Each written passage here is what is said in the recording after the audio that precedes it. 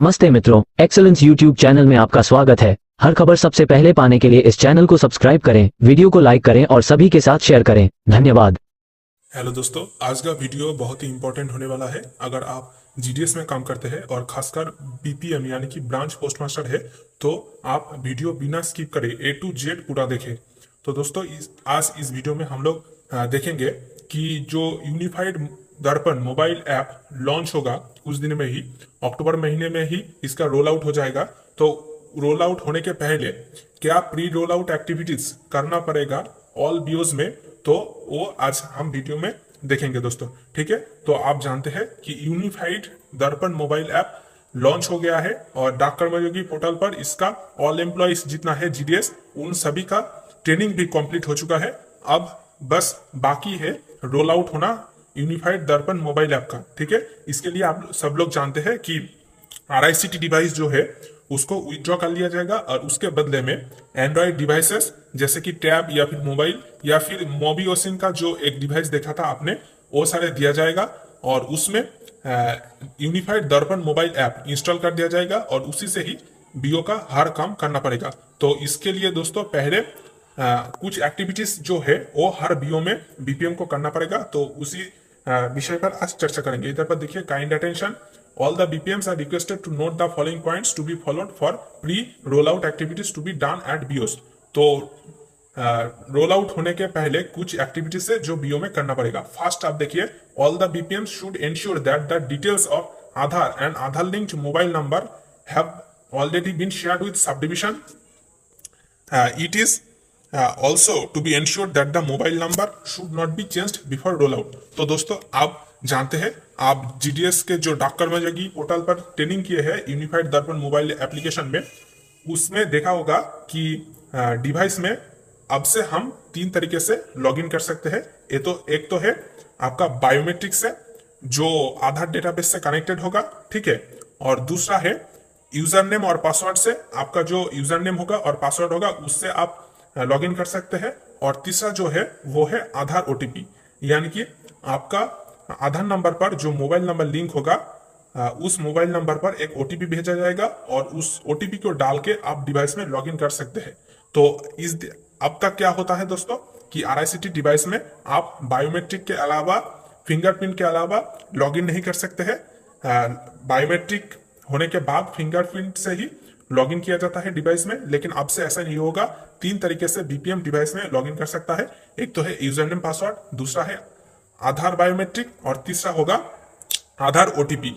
ठीक है, आधार OTP procedure में बीपीएम का जो आधार नंबर पे मोबाइल नंबर लिंक होगा उसी मोबाइल नंबर पर लॉगिन करने के समय एक ओटीपी भेजा जाएगा और उस ओटीपी को वेरीफाई करके बीपीएम लॉगिन कर सकता है। इसीलिए पहला काम बीपीएम को ये करना पड़ेगा कि पहले तो उसका आधार से एक मोबाइल नंबर लिंक करना पड़ेगा और उस आधार का ऑल डिटेल्स और Aadhaar linked mobile number subdivision को देना पड़ेगा।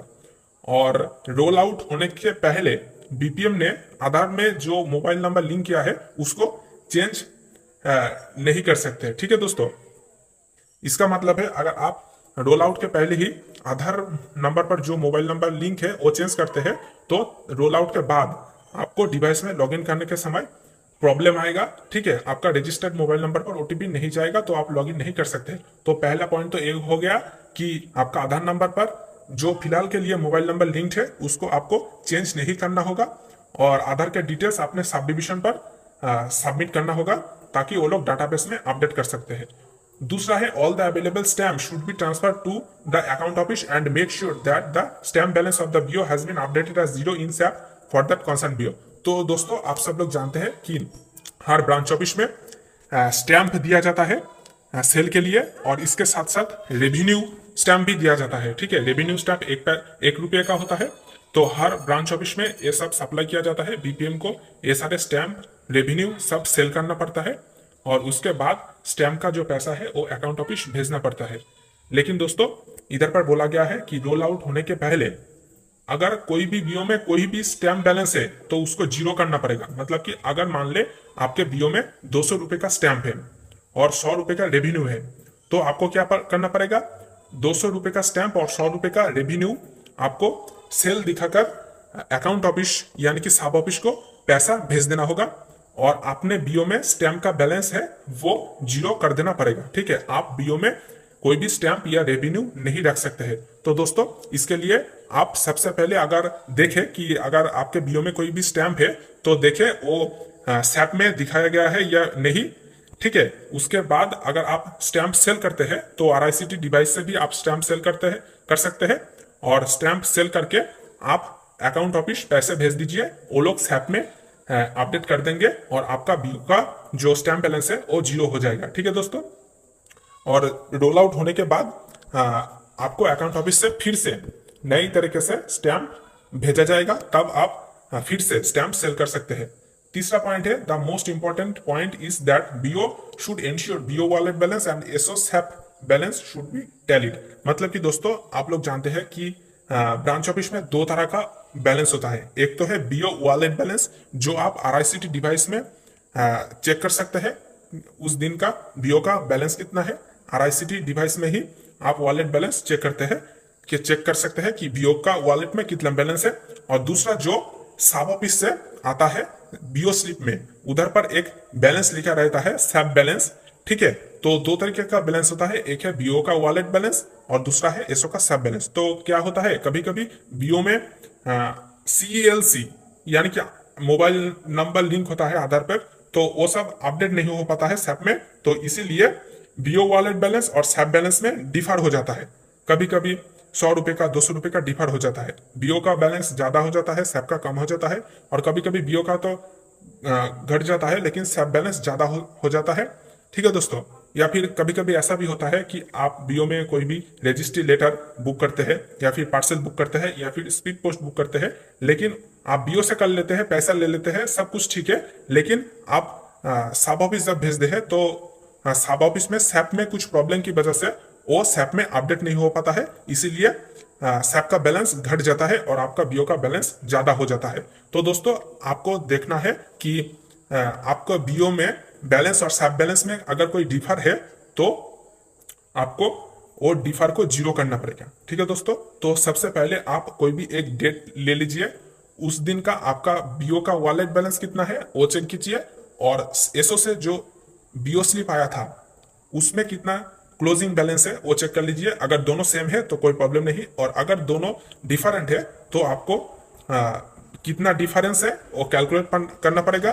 मान लेते हैं कि 200 रुपए का डिफरेंस है, तो सबसे पहले आपको क्या करना होगा, आपने कौन सा सब ऑफिस, आपका ब्रांच ऑफिस जो सब ऑफिस के अंडर आता है उस सब ऑफिस को कांटेक्ट करना पड़ेगा। इधर पर लिखा है दोस्तों, if there are any issues concern BO should report the issue to the concern sub divisional head and the concern sub divisional SA to settle the case, mentioning the details of the discrepancies like date of issue, details of action taken, amount, heads of issue etc।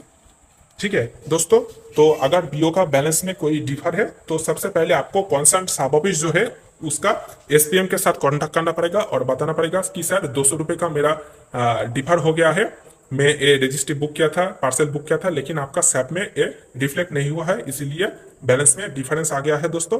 तो इसके बाद वो लोग भी sub divisional office को contact करेगा, और sub divisional जो ऐसे होता है सब डिविजनल सिस्टम एडमिनिस्ट्रेशन, उनके साथ भी कांटेक्ट किया जाएगा, तो वो लोग सब मिलके इस डिफरेंस को 0 कर देंगे। ठीक है दोस्तों, और इस इशू का हल हो जाएगा। तो दोस्तों ये अगर कोई डिफरेंस हो भी जाता है तो आपको एरर नोट करना पड़ेगा एरर बुक के, कि इसलिए डेट ऑफ इशू मतलब कि किस दिन डिफर हुआ था और क्या क्या एक्शन लिया गया है, कितने रुपए का डिफर हुआ है और किस लिए हुआ है। ठीक है, तो अगर कोई रजिस्टर्ड लेटर आप बुक किए हैं और सैप में वो रिफ्लेक्ट नहीं हुआ है, इसीलिए अगर बीओ का बैलेंस में डिफर हुआ है तो आपको एरर बुक पर नोट करना होगा कि मैं इस डेट को ये सारा 10 रजिस्टर्ड लेटर बुक किया था।